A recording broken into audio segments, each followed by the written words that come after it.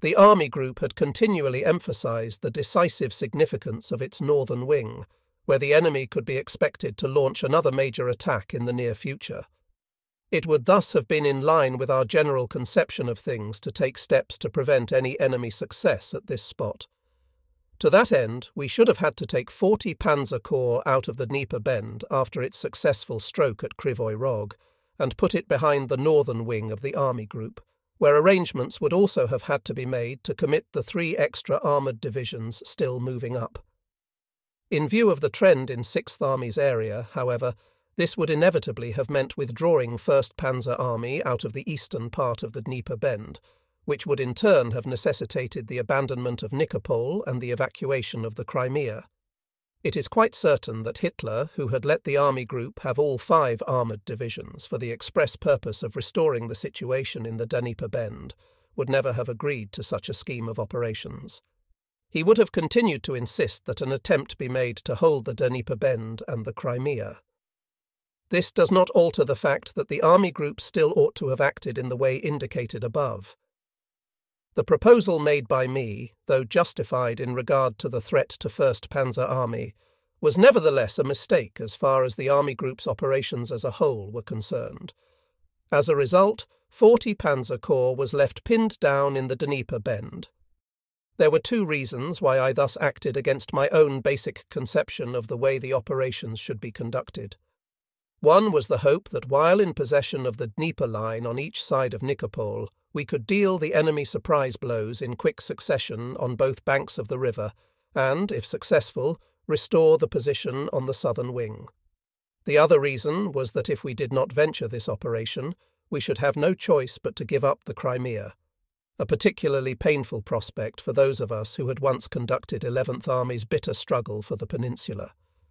It would still have been more correct, however, not to disregard the principle that the Army Group's northern wing was operationally the more important.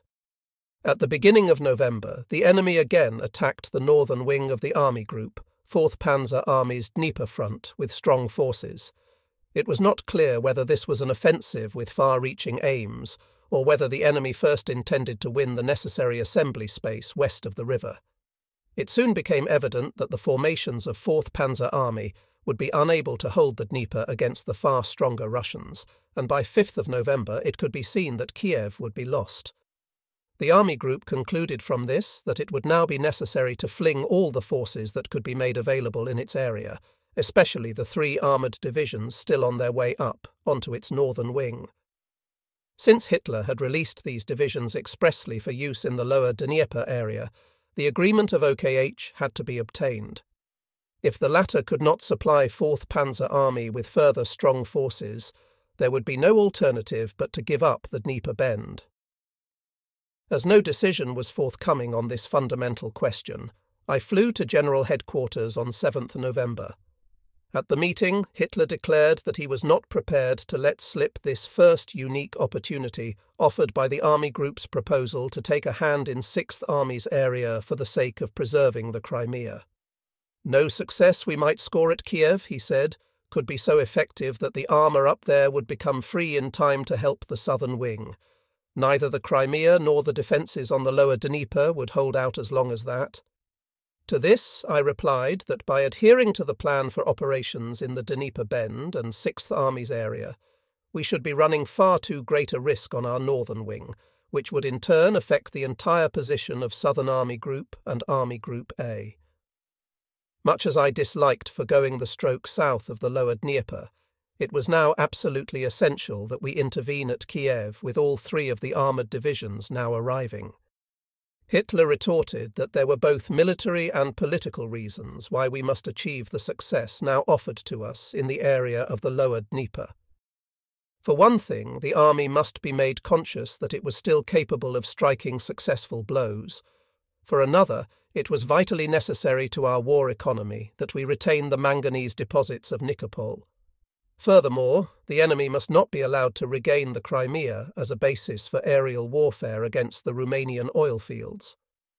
While thoroughly appreciating Hitler's motives, I insisted that the risk on our northern wing was now becoming too great.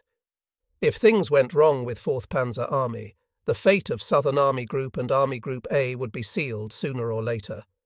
Hitler admitted the magnitude of the risk, but declared that it was one which must be accepted in our present situation and that he was prepared to shoulder the responsibility. I did succeed, nevertheless, in getting him to agree to send our northern wing, the so often promised 4 Panzer Division of 2nd Army, incidentally it did not come this time either, the Nordland SS Brigade and, at a later date, 2 Parachute Division. In due course, moreover, he even reconciled himself to seeing not merely one of the 3 new armoured divisions, 25 Panzer, used with 4th Panzer Army instead of in the Dnieper Bend, but the 2 others as well, 1 Panzer and the Leibstandarte. On the other hand, the 2 armoured divisions of 40 Panzer Corps, 14 and 24, had to remain with 1st Panzer Army, where the door was still to be left open for a blow in 6th Army's area later on. In any case, they could not have been taken away as long as Hitler was not ready to withdraw 1st Panzer Army to the west from its perilous position in the Dnieper Bend, thereby renouncing Nikopol and the Crimea. In the next few days, the situation of 4th Panzer Army took a rapid turn for the worse. Its 11 infantry divisions, almost all of which were now down to regimental strength, were no longer a match for an opponent who had committed between 17 and 20 fully manned rifle divisions, 3 or 4 tank corps and 1 cavalry corps in the very first wave of his offensive. Even the 2 armoured divisions at the Army's disposal as a mobile reserve were too weak to stop the enemy's breakthroughs. After heavy fighting, Kiev had to be evacuated in order that 7 corps should not be surrounded in the city. The latter was thrown back to the south and could only halt the enemy advance some 30 miles away. On the western wing of 7 Corps, almost 40 miles southwest of Kiev, the railway junction of Fastov, so essential for detraining reinforcements and supplying 8th Army, fell to the Russians. Both corps on the Dnieper north of Kiev were thrown back to the west. 13 corps to Zhytomyr and 49 corps to Korostan. Each of these junctions, both of which were important for communication with Central Army Group and supplies to 4th Panzer Army, was reached by the enemy. 4th Panzer Army was now torn into 3 widely separated groups. The only ray of hope in this gloomy situation consisted in the fact that the enemy's assault was also split in 2 different directions, one south and the other west. The Soviet elements advancing westwards would be of no direct consequence as long as they were unable to swing south and perform a large-scale outflanking movement round the Army Group. To prevent them from doing so until the reinforcements brought up by the Army Group could intervene was the job of the 2 corps which had been pushed back to the west. Yet we were to pass through some critical days before the Army Group's countermeasures could take effect from mid-November onwards. These were to consist in a counterblow by the 3 fresh armoured divisions, 25-1 and the Leibstandarte under command of 48 Panzer Corps, which had been specially released for this purpose by the Army Group, against enemy armour advancing in a southwesterly direction from Kiev. At the moment, this was the most menacing enemy force in operation. Afterwards, the Panzer Corps was to wheel west and smash the enemy pursuing 13 Corps towards Zhytomyr. After a success in this quarter, it might yet be possible to drive into the rear of the enemy attacking southwards along the Dnieper. In order to reinforce 4th Panzer Army still further, the Army Group moved over 2 extra armoured divisions, 3 and 10, 2 Panzer Grenadier divisions, 20 and the SS Reich Division, and 198 Infantry Division from 8th Army. Admittedly, this unduly weakened 8th Army's front, but the Army Group had no choice but to thin out temporarily less important stretches of the front in favour of the decisive spot of the moment. Unfortunately, as 48 Panzer Corps could not be assembled before mid-November and the situation southwest of Kiev was becoming progressively more grave, the Army Group unexpectedly had to release the first available armoured division, 25 Panzer, for a limited attack at Fastov aimed at keeping the Panzer Corps' assembly area free. Once again, we saw what price a newly drafted division had to pay for its initiation into war conditions in the east. In addition, the divisional commander, who had hastened on in front with his reconnaissance battalion, was put out of action the moment it made contact with the enemy. Instead of leading to the recapture of the Fastov junction, therefore, this undertaking caused a psychological setback to troops who were fighting their first action in the east. Nonetheless, by actually making the attack and committing the forces brought over from 8th Army, it was possible to halt the enemy on the front south of Kiev and to prevent the Dnieper front from being outflanked any further. On 15th November, 48 Panzer Corps was able to deliver the projected counterblow. The first aim was reached with the defeat of the enemy tank corps advancing southwestwards from Kiev. Thereupon the pressure on 13th Corps was relieved by a swing to the west, and Zhytomyr was duly retaken. However, the Panzer Corps' ultimate thrust eastwards along the big Zhytomyr-Kiev road into the rear of the Soviet front south of Kiev came to grief in the mud. But even though this meant that the enemy could not be cleared from the western bank of the Dnieper, it had still been possible initially to overcome 4th Panzer Army's crisis by the beginning of December. The army now held a front running northwards from a point 25 miles south of Kiev to the area north of Zhytomyr. 49 Corps, still in its isolated position around Korostan, had been able to recapture the town and thereby to clear the railway link with Central Army Group. According to 4th Panzer Army, the enemy's losses in dead amounted to some 20,000 men. The fact that only 5,000 prisoners had been taken, as against the 600 tanks, 300 field guns, and over 1,200 anti-tank guns reported to have been either captured or destroyed, once again showed the steady rise in the Red Army's scale of equipment. Obviously, these returns were always open to duplication, but even when due allowance has been made for this, they still give a representative picture. Author. Of all the Soviet forces encountered on the Kiev front, 2/3 of the infantry divisions, as well as 4 tank, 1 mechanized, and 1 cavalry corps, could be regarded as seriously weakened. Unfortunately, the initially rapid retirement of 4th Panzer Army's corps to the south and west had given Hitler the idea that the command of the army must be placed in other hands. Although I insisted that the loss of the Dnieper front had been due to the superior strength of the enemy and the run-down state of our own divisions, rather than to errors in the leadership of the army, Hitler took the view that Colonel General Hoth needed a rest after the excessive strain of the last few years, and he was accordingly transferred to the reserve of officers. I deeply regretted his removal, but at least obtained an assurance that he would be given an army in the west after he had had some leave. Hoth was succeeded by a former Austrian officer, General Raus, who had made his name in the army group as commander of 6 Panzer Division and later of 11 Corps. While the fighting was still in progress on 4th Panzer Army's front, the enemy had already recovered in mid-November from his setback at Krivoy Rog. With the help of fresh forces, he had launched another major attack in the Dnieper Bend against the northern front of 1st Panzer Army and the adjacent right wing, on a front facing east of 8th Army. On 1st Panzer Army's eastern front, he also tried to cross the river south of Zaporozhye and attacked 8th Army's Dnieper front on both sides of Cherkasy. Later, he extended his offensive still further by an attack from the south on the bridgehead of Nikopol. The corps of 6th Army in here had been placed under command of 1st Panzer Army. The enemy's obvious intention now was finally to encircle 1st Panzer Army in the east of the Dnieper Bend and to destroy it there. This turn of events in the second half of November impelled the army group to approach OKH regarding the further conduct of operations. A memorandum we submitted on 10th November was based on the premise that in spite of his present mass engagement of troops on the army group front, the enemy still had powerful strategic reserves at his disposal. According to available intelligence, we pointed out, 44 rifle divisions and a large number of armoured brigades set up by the Soviets in 1943 had still not been committed to battle. In addition, it could be assumed that 33 rifle divisions and 11 tank or mechanized corps were now being rested and refitted behind the enemy front.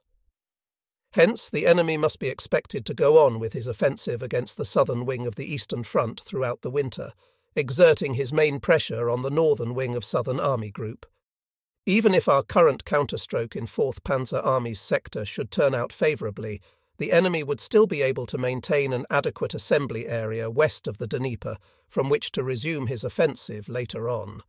For this reason, there could be no question of releasing forces from the Army Group's operationally decisive northern wing for a supporting action in the Dnieper Bend.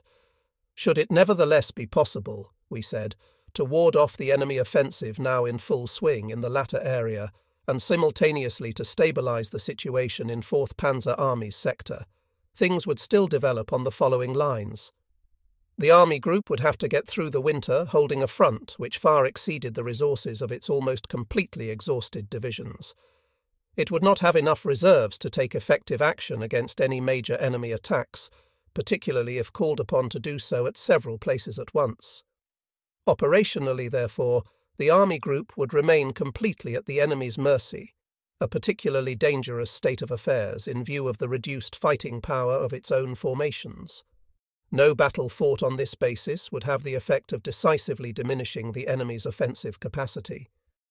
The fact that the Soviets would continuously be in a position to dictate our actions to us, while we ourselves were unable to form reserves in time to ward off or anticipate his blows, would cause us excessive losses, not only of ground, but also of weapons and manpower. The prior condition for successfully prosecuting this struggle, we insisted, was a sufficiency of hard-hitting reserves. If these could not be transferred from other theatres, they must be created by radically shortening the front on the German southern wing, including a seaborne withdrawal of 17th Army from the Crimea. The Army Group could not last the winter if it had to fight without reserves. Up to the end of November, the situation on the southern wing of the Eastern Front developed as follows. South of the lower Dnieper, Army Group A, 6th Army's right wing had vanished behind the lower arm of the river, leaving only a narrow bridgehead at Kherson. 17th Army was cut off in the Crimea and barring the approaches to the peninsula. On the other hand, it had proved possible to maintain the bridgehead forward of Nikopol in its entire breadth, despite the fact that 4th Ukrainian Front, the responsible Soviet formation in the south, had committed its main forces, 18 divisions and strong armour, to the attack here. For the time being, the enemy had called a halt in front of the lower arm of the Dnieper and the Crimean approaches. In the Dnieper Bend, he had been able to cross the river on a narrow front south of Zaporozhye and to form a small bridgehead. Otherwise, 1st Panzer Army's defensive tactics had been entirely successful, for although it had been pushed back slightly in some places as a result of the enemy's unremitting attacks, the latter had nowhere forced a breakthrough. Nonetheless, the fighting had compelled the army to commit its last reserves. At the end of November, it was holding a continuous front which ran from north of Zaporozhye to northwest of Kryvyi Rog, where it bent round to the north to join up with 8th Army.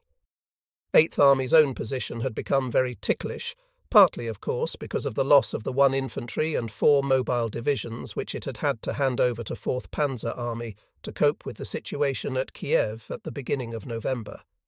The enemy had been able to extend his firm base south of the Dnieper in the Kremenchug sector so far upstream that he now had control of the Kremenchug crossing point. Southwest of the town, moreover, he had punched a hole, however narrow it might be at the moment, in the army front facing east.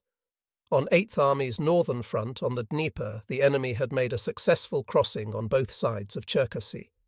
Not having any reserves left, the army had been forced to abandon some 60 miles of riverbank and to set up a new, though extremely thin, defensive front behind a marshy watercourse which ran parallel to the Dnieper about 30 miles south of it. Although the Army Group had let 8th Army have 2 mobile formations from both 1st and 4th Panzer Armies as soon as their positions permitted it to do so, it was doubtful whether 8th Army could close the gap in its eastern front and regain control of the situation at Cherkasy. This gives some idea of the extent to which the Army Group had to rush its armoured formations to and fro. Each attempt to restore the situation at one point by the use of mobile divisions inevitably provoked a crisis in the army area from which they had come. By the end of November, at all events, the line of the Dnieper from north of Zaporozhye to west of Cherkasy, and also from south of Kiev right up into Central Army Group's sector, was in enemy hands. On Southern Army Group's northern wing, in the area of 4th Panzer Army, the tension had temporarily relaxed after 48 Panzer Corps' successful counterstroke. Yet there could be no doubt whatever that the enemy was going to assemble fresh forces here and then deliver the decisive thrust into the deep flank of the Army Group. Despite this, the urgent need to continue the struggle for the Dnieper Bend had made it imperative to return the two aforementioned mobile formations to 8th Army. At the beginning of December, 4th Panzer Army still had its right wing on the Dnieper, where its 24 Panzer Corps was in contact with the left wing of 8th Army upstream from the Kanev crossing. At that time, our Panzer Corps were by no means entirely made up of armoured divisions. They consisted of a Panzer Corps headquarters, with either infantry or armoured divisions under command, according to the prevailing situation. Author.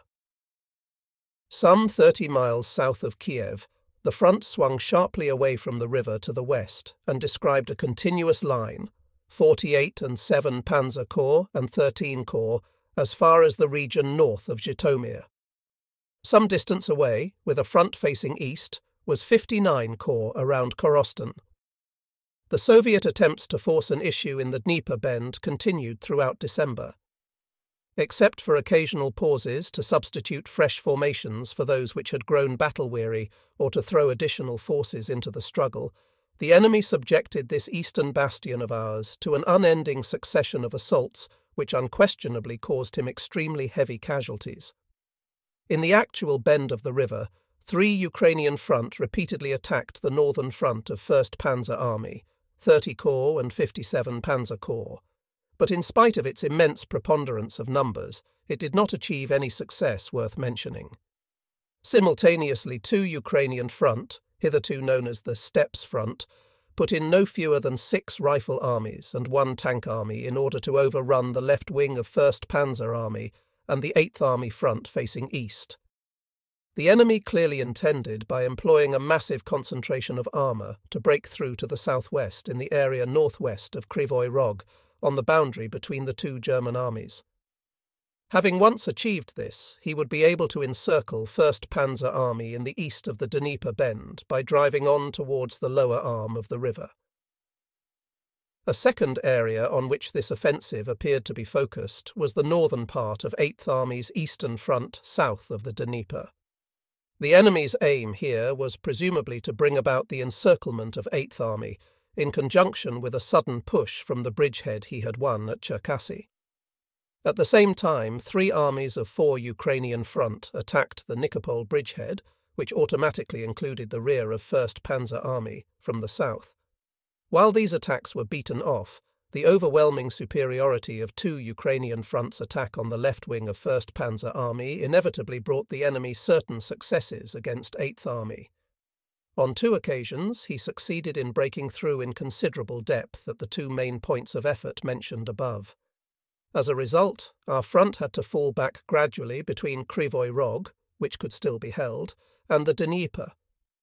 In both cases, the Army Group was able, though only by seriously weakening sectors which were temporarily less threatened, to assemble a Panzer Corps of several divisions at the spot in question, and, by counter-attacking the enemy breakthrough, to prevent it from affecting the operations as a whole.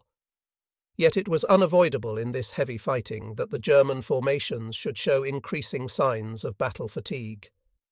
The infantry divisions were no longer getting a moment's respite, and the armoured forces had to be rushed like firefighters from one sector of the front to the next. While the enemy's own losses in killed and wounded were undoubtedly many times greater than our own, he was still able to replace them. On the other hand, none of the Army Group's attempts to convince the Supreme Command that it was operationally incorrect to use our forces in the Dnieper Bend produced any real results.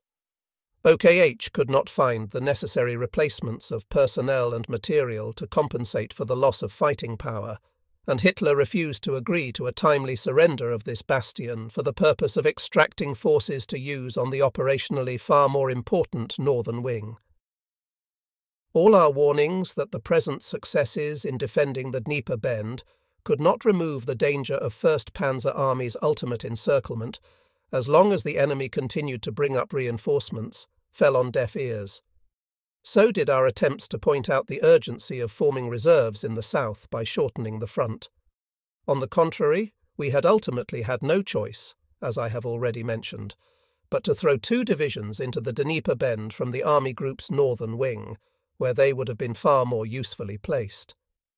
It needed a desperate crisis on this northern wing before Hitler would face up, and even then most reluctantly, to these operational necessities. The reason which he continued to give for hanging on to the Dnieper Bend was the importance of Nikopol and the Crimea to our war effort. Even now he had not relinquished the hope that once the enemy attacks in the Dnieper Bend had been beaten off, it would be possible to strike another blow southwards to free the Crimea. What also influenced him here was doubtless the belief that the enemy would finally bleed to death, so long as he, Hitler, insisted on holding every foot of ground, just as he had done outside Moscow in 1941. Every time a shortening of the front was advocated, moreover, he repeatedly fell back on the quite irrefutable argument that this would release enemy formations as well. What Hitler chose to overlook was that although an attacker may bleed to death before an adequately defended front, any attempt to hold one which can at best be manned on the scale of a safety screen will merely cause the meagre defending forces to be expended at an excessive rate, assuming, that is, that the enemy does not simply overrun them. On the northern wing of the Army Group, admittedly, the strokes delivered by 4th Panzer Army's 48 Panzer Corps had created a breathing space, but there could not be the slightest doubt that the enemy would resume the offensive there as soon as he had made good his losses. 4th Panzer Army's task must be to postpone that moment as long as possible by continuing to weaken its opponent. Furthermore, as the main forces of the army were now disposed along a front facing north between the Dnieper and the region north of Zhytomyr, there was as much danger as ever that the enemy would try to outflank its western wing, a manoeuvre which 59 Corps, isolated around Korostan, was in no position to prevent. As 4th Panzer Army's forces were in any case insufficient to dislodge the enemy completely from the western bank of the Dnieper by an attack towards Kiev, the Army Group felt it must at least try to create a margin of safety for the Army's western wing. The longer it was possible to retain the initiative regained there by 48 Panzer Corps, the better it would be. 4th Panzer Army was accordingly directed to exploit the situation on the now open western wing in the Zhytomyr-Korostan area, with a view to launching further offensive blows against limited objectives. On Army Group instructions, 48 Panzer Corps was taken out of the front facing north, and by the use of extensive camouflage and deception tactics, moved by night into the open western flank of the enemy's 60th Army north of Zhytomyr. In the surprise attack that followed, the latter was rolled up from the west. Immediately afterwards, the Corps struck another blow at an enemy force in the process of grouping southeast of Korostan, in the course of which at least 3 mechanized corps were badly mauled. Eventually, then, it was possible not only to smash parts of the new offensive group before it could finish forming west of the Dnieper, but also to re-establish a certain degree of control over the area opposite 4th Panzer Army's left wing. This did not alter the fact that another serious storm was brewing on the same wing of the Army Group. It broke loose on 24th December. I received the first reports of the start of an enemy attack on both sides of the Kiev-Zhytomyr road while I was visiting 20 Panzer Grenadier Division, which was in reserve behind the threatened front. I was there to attend the Christmas celebrations of its regiments. At first, the news did not sound any too serious, the only area where things looked at all precarious being that of 25 Panzer Division south of the road. However, the evening situation reports which I saw on arriving back at our headquarters in Vinitsa indicated that the enemy was attempting a large-scale breakthrough towards Zhytomyr. In the next few days, the following intelligence picture emerged. One Ukrainian front in the Kiev sector had concentrated very powerful forces west of the town for a broad breakthrough along and south of the Zhytomyr road. In this main assault group were 38th, 1st Guards and 1st Tank Armies, initially embracing over 18 rifle divisions and 6 tank or mechanized corps. Within the next few days, 18th Army was also identified. This main attack was extended southwards by 40th Army south of Fastov. On the northern wing of the assault front, the recently beaten 60th Army, since brought up to strength, and further north 13th Army, were advancing on Korostan with at least 14 rifle divisions and 1 cavalry corps under command. While some of these forces had been severely weakened in the aforementioned attack by our 48 Panzer Corps, 3rd Guards Tank Army, with a strength of no less than 6 tank or mechanized corps, appeared to be busy assembling behind them. Admittedly, 3 or 4 of these corps, too, had been badly hit in the recent fighting, but the Hydra lost no time in sprouting new heads. Anyway, this concentration of mobile formations implied that the enemy intended to supplement the breakthrough towards Zhytomyr with a far-flung outflanking movement by way of Korostan. It is true that 48 Panzer Corps, consisting of 2 hard-hitting armoured divisions, 168 Infantry Division and 18 Artillery Division, newly formed in the Army Group area, was being held in readiness around Zhytomyr, behind the most badly threatened sector of front, now commanded by 42 Corps. It was open to doubt, however, whether these forces would suffice to halt a thrust by an enemy so many times stronger than themselves. And even if they should do so, there would still not be enough forces to meet the threat of an enemy thrust through Korostan, followed by an envelopment of the Army Group's northern wing. On 25th December, therefore, the Army Group sent OKH a teleprinter message outlining our own position in relation to the enemy's and pointing out what inferences were to be drawn. With the forces it had at present, we reported, 4th Panzer Army could not stop the enemy offensive, which meant that it could not fulfill its task of covering the deep flank of Southern Army Group and Army Group A. Consequently, the army must be radically reinforced. If OKH had no more forces for this purpose, the Army Group would be compelled to detach at least 5 or 6 divisions from its right wing. In that event, the latter obviously could not remain its present position in the Dnieper Bend, and we must accordingly request that it be granted freedom of action.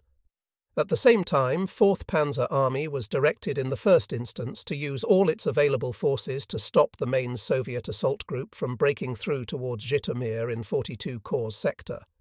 Its northern wing, 13 and 59 Corps, the army was told, must engage the enemy in such a way that he was prevented from turning down on Zhytomyr.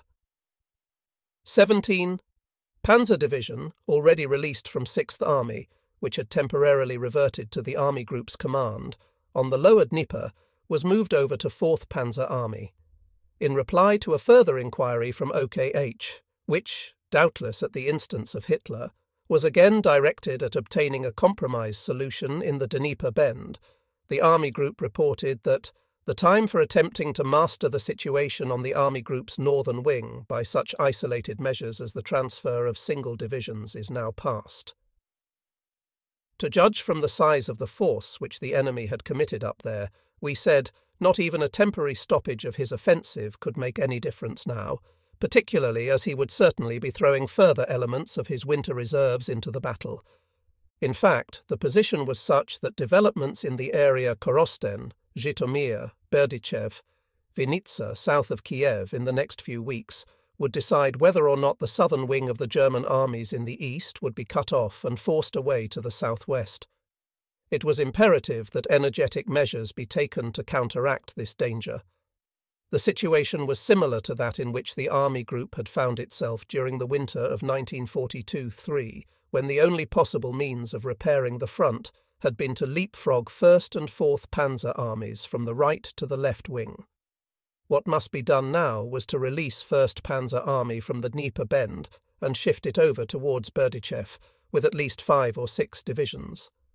This could only be achieved by giving up the eastern part of the Dnieper Bend and taking the front there back into prepared positions on a line running from the knee of the Dnieper west of Nikopol to Krivoy Rog. By shortening the front in this way, we explained, we should be saving 12 divisions. 6 of them, as already stated, were to be sent to 1st Panzer Army on the Army Group's northern wing. The remainder were to be left to 6th Army, which was to take over what had hitherto been 1st Panzer Army's sector, for the purpose of establishing a defence on the lower Dnieper. The forces to be thrown over to the northern wing of the Army Group were as far as possible to be directed from the east against the enemy spearhead breaking through to Zhytomyr. In addition, OKH would have to send further forces to the northern wing of the Army Group to intercept the enemy outflanking movement which threatened there. Later, if possible, these forces would be used from the west to supplement 1st Panzer Army's attack on the main assault group. We also pointed out that while the present situation in the Dnieper Bend, where the enemy's attacks had temporarily slackened off, would permit this regrouping to take place without any great risk, the proposed withdrawal of the front was liable to prove difficult if we waited until the enemy was again ready to attack there. In view of the above, as well as of 4th Panzer Army's own position, we concluded it was essential that the Supreme Command make a quick decision. When, despite promptings from us, there was still no decision on this proposal by 28th of December, but merely the promise of 1 or 2 divisions for 4th Panzer Army, the Army Group issued the appropriate orders on 29th of December. HQ 1st Panzer Army was to hand over its present sector to 6th Army by 1st January, and by 3rd January at the latest, to take over 4th Panzer Armies, i.e. 24 Panzer and 7 Corps, front running from the Dnieper to a point some 27 miles southeast of Berdychev. Behind the left wing of this front, 3 Panzer Corps was to assemble with 4 divisions drawn from the Dnieper Bend, or 6th Army, 6 and 17 Panzer Divisions, 16 Panzer Grenadier Division, and 101 Light Jaeger Division. Other divisions would follow. One reason why this switch of 1st Panzer Army was not initiated on an even larger scale was the limited availability of transport. Another, however, was that the Army Group could not order the evacuation of the eastern part of the Dnieper Bend without Hitler's consent, as it was bound to have direct repercussions on the position of Army Group A.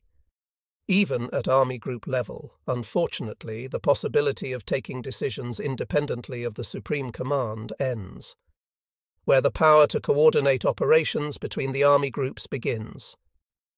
To the stretch of front remaining to 4th Panzer Army were to come the forces put at its disposal by OKH, HQ 46 Corps, with 16 Panzer Division, 1 Infantry Division, and 4 Mountain Division under command.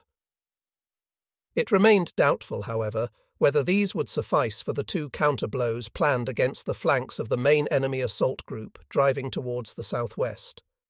The first thing, in any case, was to bring the enemy to a standstill. On 30th of December, the Army Group reported the steps it had taken to OKH, and the following day Hitler belatedly gave his consent. On the other hand, he continued to evade the urgently needed decision to give up the eastern part of the Dnieper Bend, and with it the bridgehead of Nikopol. While the transfer of forces ordered by the Army Group was being set in motion, the situation in 4th Panzer Army's sector became increasingly ominous by 31st December. The main enemy assault group had achieved a wide breakthrough to the southwest in the direction of Vinitsa. Although the army's front south of Kiev, 24 Panzer and 7 Corps, was still holding, it had had to bend back its western wing considerably. Beyond it, in the area where 3 Panzer Corps was supposed to assemble, there was a gaping void 50 miles wide. Not until a point less than 30 miles southeast of Berdychev did another thin front belonging to 4th Panzer Army begin, and even this, running hard east of the road from Berdychev to Zhytomyr, petered out again north of the latter. Fighting around Zhytomyr, with a front facing north and east, was 13 Corps. Between it and 59 Corps, which had been pushed back to the west of Korostin, yawned another 50-mile gap in which, some distance to the rear, 26 Panzer Corps was to concentrate. Fortunately, the opposing forces were temporarily engaged against the disconnected groups of 4th Panzer Army described above. As for the broad gaps between them, the enemy had so far not fully exploited, or else entirely failed to appreciate, the chances they offered his mobile elements of driving straight through to the Army Group's rear areas, or else of surrounding 4th Panzer Army. At the beginning of January, the position of the army group as a whole grew progressively worse. In the Dnieper Bend, and this also applied to the Nikopol bridgehead, a fresh offensive was being prepared against 6th and 8th armies. Should it break loose before the eastern part of the river bend had been relinquished in accordance with the army group's demand, the situation of this wing could become extremely grave. Worst of all, it would no longer be possible to disengage the armoured divisions which were to follow HQ. 1st Panzer Army to the northern wing as a second wave, and whose release had already been ordered by the army group. A major enemy attack did in fact materialise east of Kirovograd on 3rd January, and the two divisions there were stuck for the time being. All this time it was becoming increasingly urgent that the northern wing should be supplied with further forces, the enemy having meanwhile recognised the big opportunity offered to him by the gaps torn in 4th Panzer Army's front. In what was now the area of 1st Panzer Army, the headquarters of which had assumed command in the sector south and southwest of Kiev with effect from 3rd January, the enemy pushed southwards to a point some 30 miles north of Uman. Here he was provisionally halted by the arrival of 3 Panzer Corps' forward elements. A particularly serious situation had arisen in 4th Panzer Army.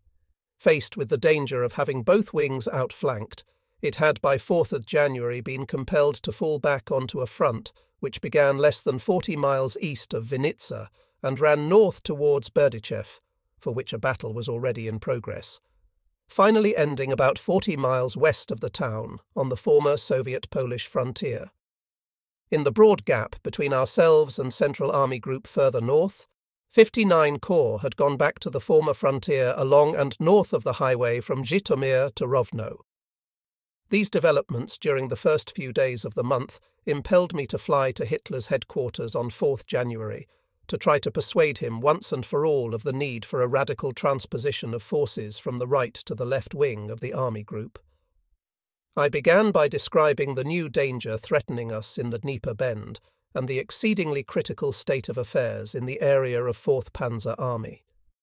Next, I gave a detailed explanation of our plan to take the enemy harassing this army in his flanks by attacking with 1st Panzer Army's 3 Panzer Corps from the east, and with 26 Panzer Corps, now arriving behind 4th Panzer Army's northern wing from the northwest.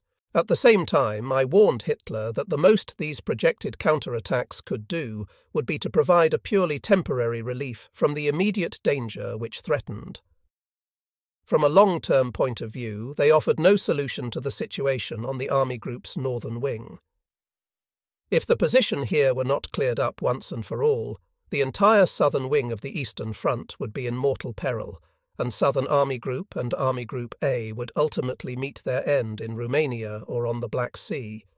If the Supreme Command, therefore, did not provide substantial reinforcements, it would no longer be possible to put off withdrawing the southern wing of the army group, which would mean abandoning Nikopol and ipso facto the Crimea for the purpose of extracting forces for the decisive northern wing. I ought to point out at this stage that the army group regarded a withdrawal from the east of the Dnieper Bend as only the first step towards transposing the main effort to the northern wing on a scale consistent with the overall situation. In order to regroup to that extent, it would be necessary to shorten the front in the south far more radically. For this reason, the army group had already taken the precaution of having a defence line further west reconnoitred and developed, a fact of which Hitler was naturally aware. Taking advantage of favourable stretches of river, this line ran in a more or less northerly or northwesterly direction from the lower reaches of the Bug to the southern extremities of the area in which the battles of the army group's northern wing were at present raging. Occupation of this line would roughly halve the length of front being held by 6th and 8th Armies, which had now been stretched to 560 miles through the continued retention of the Dnieper Bend. By cutting our frontage as drastically as this and saving really substantial forces, coupled with the transfer of 17th Army from the Crimea to the mainland, we should at last be able to shift our main effort to our northern wing. At the same time, the southern wing would still be left with enough forces to hold the aforementioned line against a far superior opponent. On the other hand, in view of the damage we had done to his railway network, the enemy would scarcely be capable of shifting forces from his own southern wing into the area west of Kiev at the same speed and on the same scale as we could. The basis for such a sweeping withdrawal of the German southern wing, of course, first had to be created by the evacuation of the Dnieper Bend. To have demanded it straight off would have been most inexpedient in view of what we knew Hitler's attitude to be. He just was not the man to recognize the need for a far-sighted operational policy.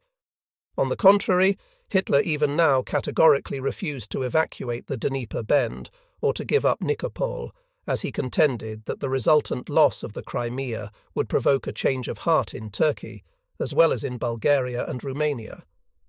He went on to declare that he was in no position to let the army group have any further forces for its northern wing, as he would at best be able to take these from Northern Army Group, and then only by pulling it back to Lake Peipus. This might lead to the defection of Finland, which would in turn lose us mastery of the Baltic. Thereafter, it would no longer be possible to bring ore from Sweden, and our U-boats would be deprived of a vital training area. As for giving us forces from the west, said Hitler, he could not do this until an enemy landing had first been beaten off, or the British did as he expected and tied themselves down in Portugal. What he must do was to play for time until things clarified in the west, and our new formations were ready to go into action. From May onwards, moreover, submarine warfare would begin to make its effect felt. There were so many disagreements on the enemy side, Hitler added, that the coalition was bound to fall apart one day. To gain time was therefore a matter of paramount importance. While he took just as grave a view as I did of the threat to my army group, he had to accept a risk here until he had more forces at his disposal. It was quite futile to attempt to refute Hitler's arguments, since he would merely retort, as he could usually do in such cases, that I lacked an overall perspective. All I could do was to keep referring to the gravity of the situation on our northern wing, and to emphasize that the countermeasures being taken by the army group could not possibly offer a final solution to the crisis. It was absolutely imperative that in some way or other a new army be swiftly assembled behind the northern wing of the army group, roughly in the region of Rovno, to meet the threat of a large-scale envelopment by the enemy. As there could be no point in prolonging this discussion with Hitler in front of the large number of people who attended the daily conference, I asked to see him privately, with only the Chief of Staff present. Obviously wondering what I was going to bring up this time, Hitler reluctantly gave his consent, and the emissaries of OKW and Goering, the various aides, Hitler's historiographer, and the 2 stenographers duly departed. Normally, the stenographers had to take down every word at these daily meetings. Having no maps in front of them, however, they often could not grasp the sense of all that was said. I had flown to General Headquarters with the firm intention of raising the question of the top-level military leadership again, in addition to discussing the position of my army group. As soon as everyone but General Zeitzler had left the room, I asked leave to speak quite openly. "Please do," said Hitler. His manner, if not actually icy, was certainly distant. "One thing we must be clear about, mein Führer," I began, "is that the extremely critical situation we are now in cannot be put down to the enemy's superiority alone, great though it is. It is also due to the way in which we are led." As I spoke these words, Hitler's expression hardened.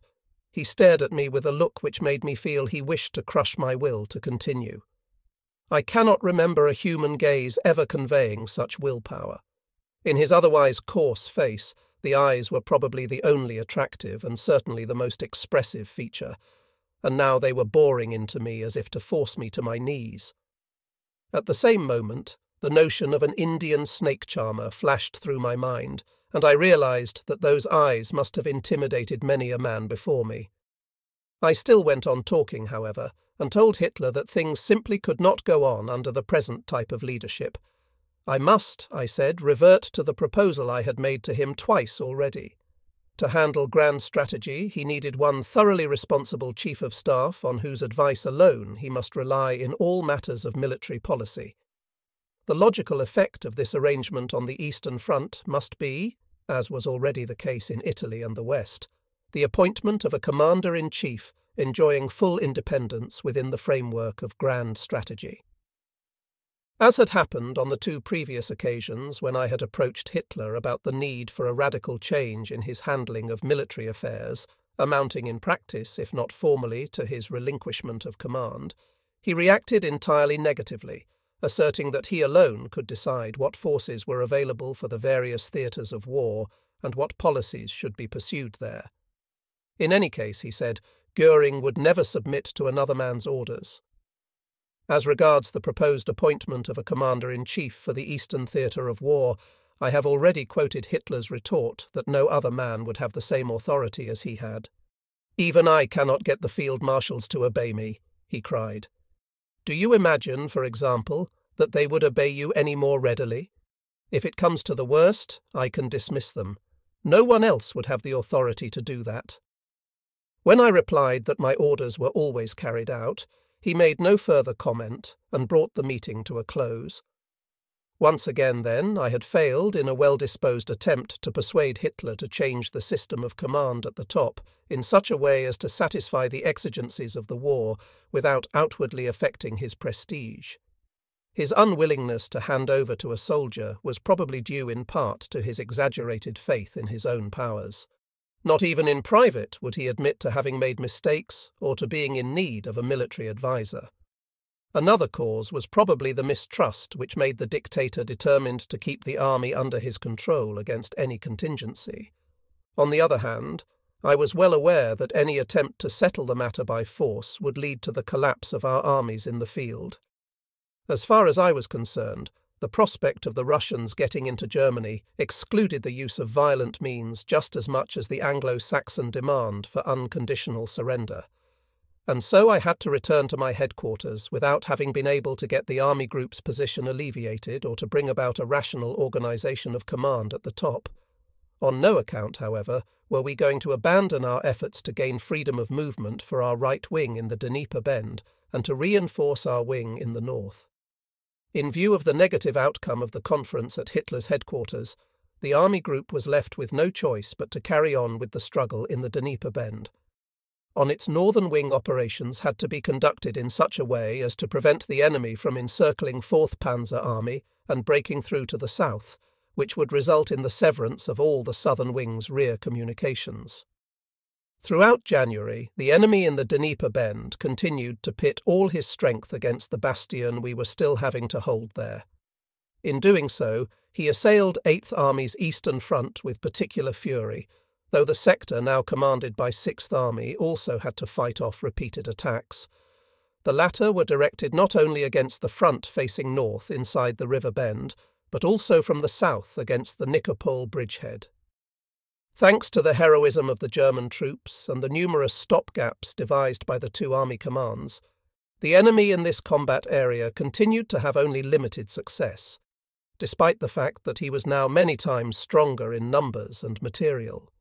Although 8th Army's front was pushed back a little to the west and Kirovograd was abandoned, the enemy still did not accomplish a decisive breakthrough for the purpose of trapping our forces in the Dnieper Bend.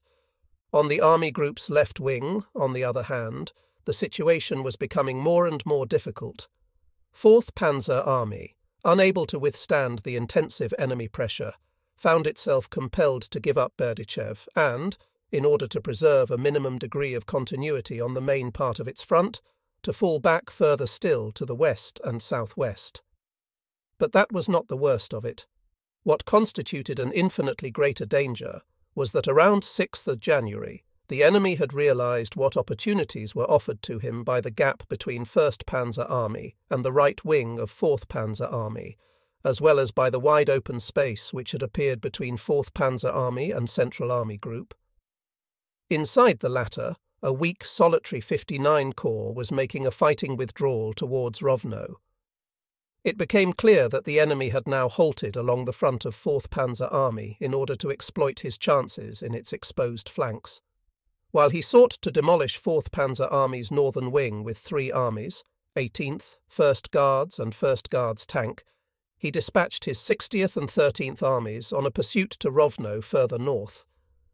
At the same time, strong Soviet forces, 1st Tank and 40th Armies, drove further southwards in the gap between our own 1st and 4th Panzer armies. Their spearheads got to about 20 miles north of Uman, the supply base of 1st Panzer Army, and close to Vinitsa, where Army Group headquarters had previously been. The latter had been transferred to Proskurov a few days earlier when the signals links with the Army Group's right wing were endangered by the sudden Soviet push. Eventually, enemy armour even succeeded in temporarily blocking the most important of the Army Group's railway supply lines at Jmerinka.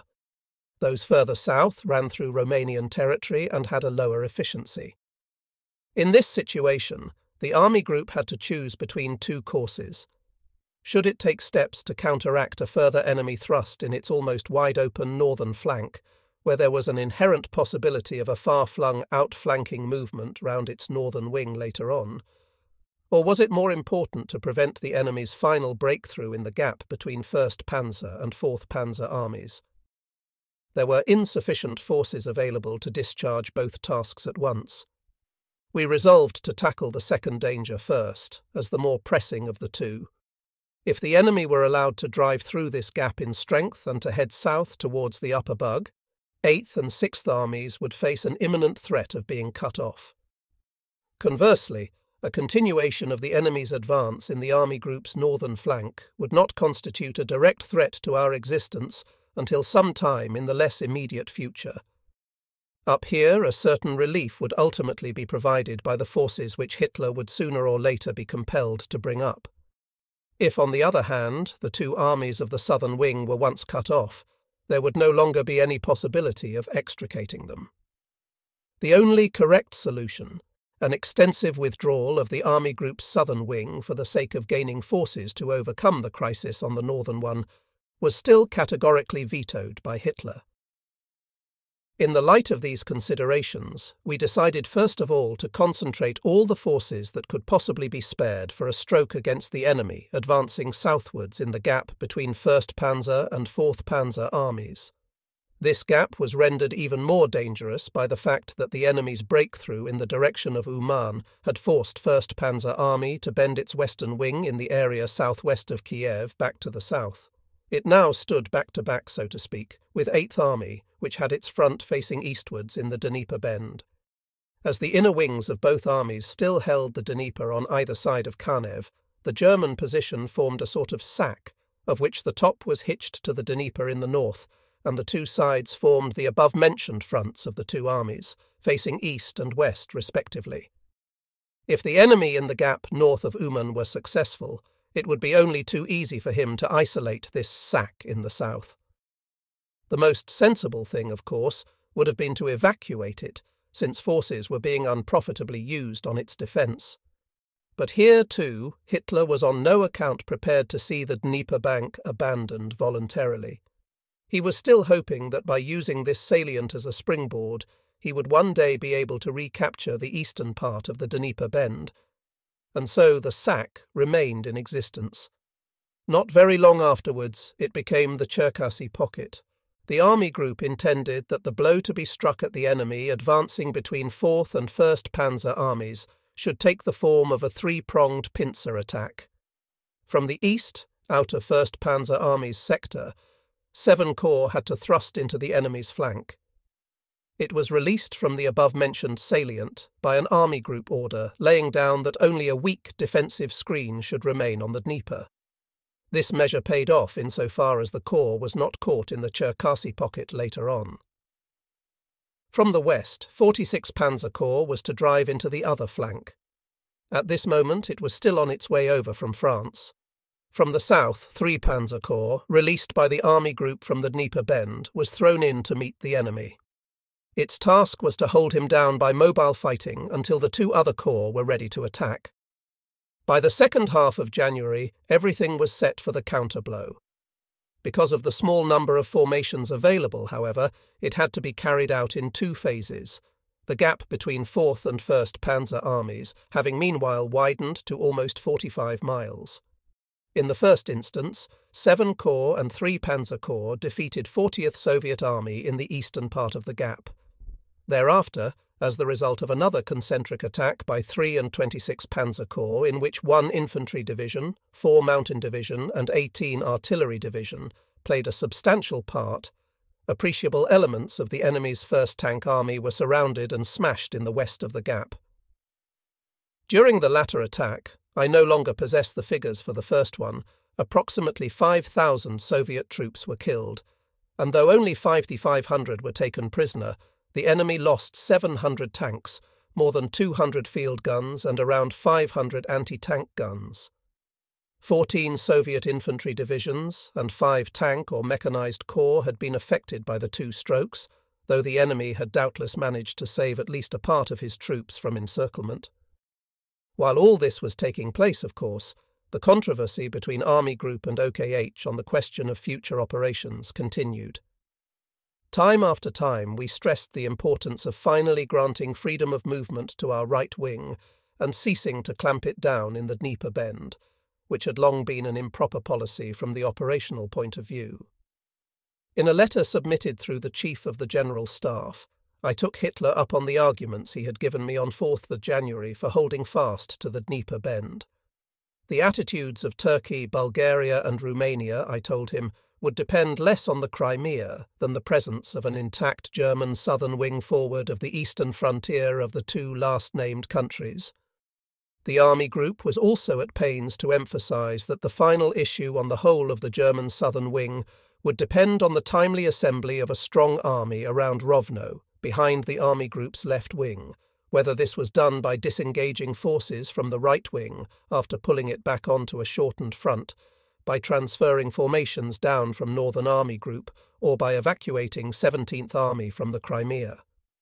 Only if we could assemble this army around Rovno in good time, we said, could the enemy be prevented from executing a wide envelopment movement in our northern flank, and thereby from forcing the entire southern wing of our eastern front away to Romania.